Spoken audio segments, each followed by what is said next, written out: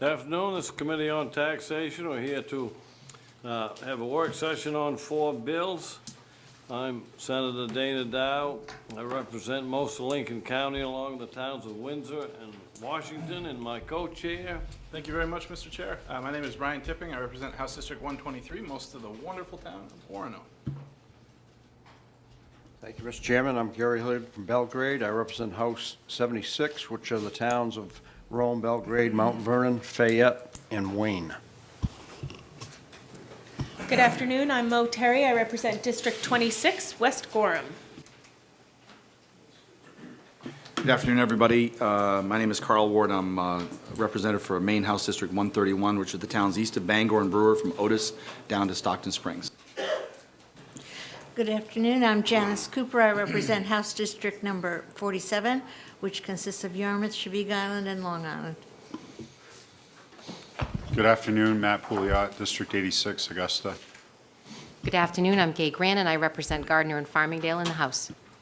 Good afternoon, I'm State Senator Andre Cushing, representing 15 communities in southern Penobscot County.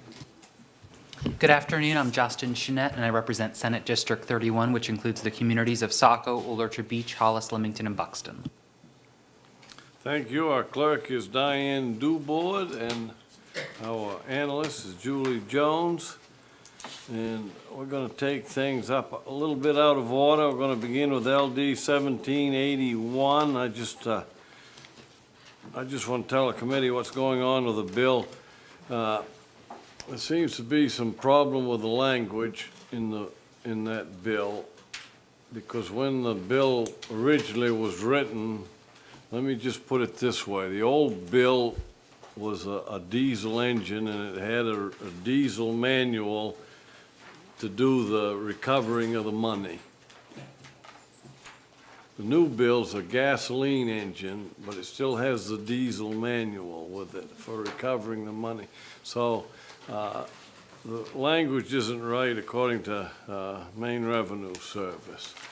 And unless you want a more detailed explanation of that from MRS, if you do, I don't know if anyone's here from. If you want a more, why don't you come forward? And my explanations sometimes are very simple. But you can't fix a gasoline engine with a diesel manual. That I do know. That's a great analogy. Yeah, the old credit was a withholding credit from the wages, withholding wages, state withholding from the employees, and that's calculated one way. This is the new way. Is going to be a tax credit. It's going to show up on their any qualified shipbuilding facilities income tax return. And so some of the language we'd like to, right now we're kind of down to technical changes. We think that many of the more substantive changes have been addressed, but now we're down to some of the technical changes. And so what we'd like to do is speak with Julie and the shipbuilding facility, Maine Revenue. We'd like to adjust the wording, and Maine Revenue would like the first stab at that. We'd like to take that and work with the parties to make sure it reflects everything that the committee would like to have in there, or as the parties agree. And Maine Revenue would like to finish drafting that language. Any questions from the committee? Senator Chenette. Thank you, Mr. Chair. What would you anticipate as a timeline for that? I mean, we've given a lot of work sessions to this particular bill. I know we're nearing the end of our committee work, hopefully at some point soon in the near future. So I would just be curious, would that be something that would be possible this week?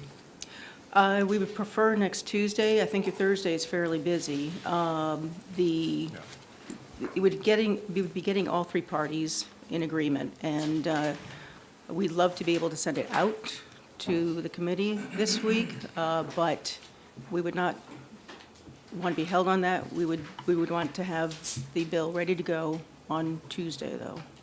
That's March 6th. Yes. I believe, Yeah. Any other questions from the committee? Seeing none, they recommended we have a motion to table. Been moved. Representative Ward. All those in favor? Opposed? All set, Diane? Good. Do you want to schedule it for next Tuesday, or? Yes, that'll be and for now? we want Okay, to set a date for next Tuesday, March 6th. Great, thank you. I also would like to ask to make sure we're on the same page we want to make sure it's still non-refundable. We want to make sure it's still not carry forward of the credit. Any unused credit would just die on the vine. Currently, ETIF is off the table. Would like to know whether the committee would like to have Pine Tree Development Zone also excluded, because there's overlap with the incremental investment. So I wanted to make sure we're on, if that's what the committee would like, we'd like to include that also in the language. Okay, and we want to make sure, the base employment level right now is at 5,000. We want to see if that's okay. Did we say 5,500? Representative Grant? I think we had some discussion about making sure that wherever we started with a threshold was not below current numbers. Okay. That's where I remember that conversation going, and what we were waiting for was we didn't actually know what the current employment numbers were, or the person who was here had to get us that number. Yeah. So that, I remember that discussion, and I remember Representative Bickford saying that in that section, in all the qualifying sections, and all the deceleration and acceleration sections, all of that we should not be starting below where we currently are. Yeah, let's get it close to a 500, though, not having it 57 and 23 or something like So that. approximately, say, 5,600 or 5,500? I'd rather do the 500s. 5,500. Yeah, I know it may be 56, 16, who knows, but that's just my Yep. preference, but that can be amended very quickly right here, so. Yeah. Also, the accelerated credit employment levels, we had 5,500 would get the accelerated credit of 3,125, 3,125,000. Was that also going to be, that'll also go to 6,000 now? In order to get the additional 500 in there? Yes. Okay. So each increment will increase by 500? Yes. Yep, very good.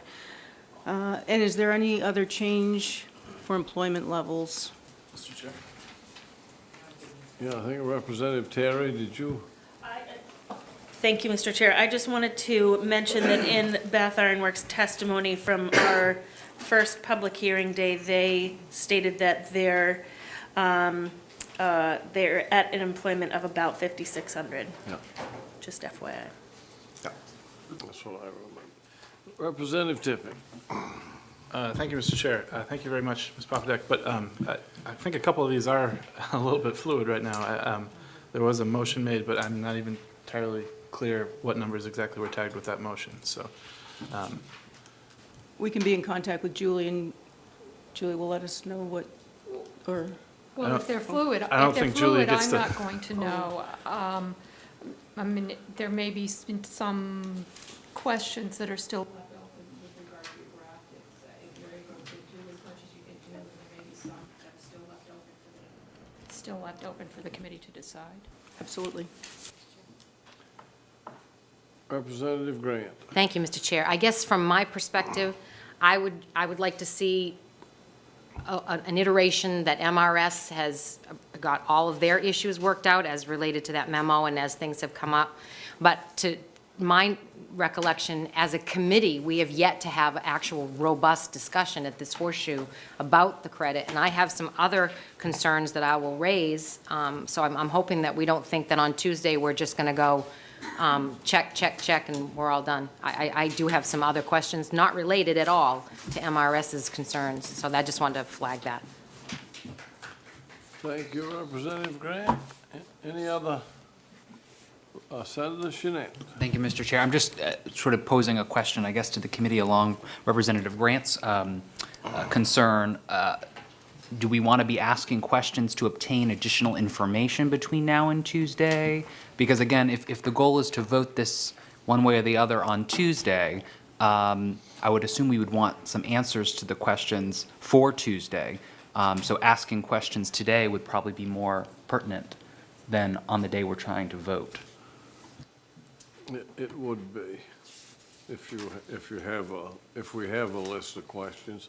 Representative Grant. I don't have a list of questions. I just have now, I sort of think we've got the information after we hear from MRS, but I do think we want to talk about some of the key provisions and do we support key provisions and not, and how we would like it to look. So I don't need additional information. I just think I'm looking forward to a robust conversation at the Horseshoe. All right.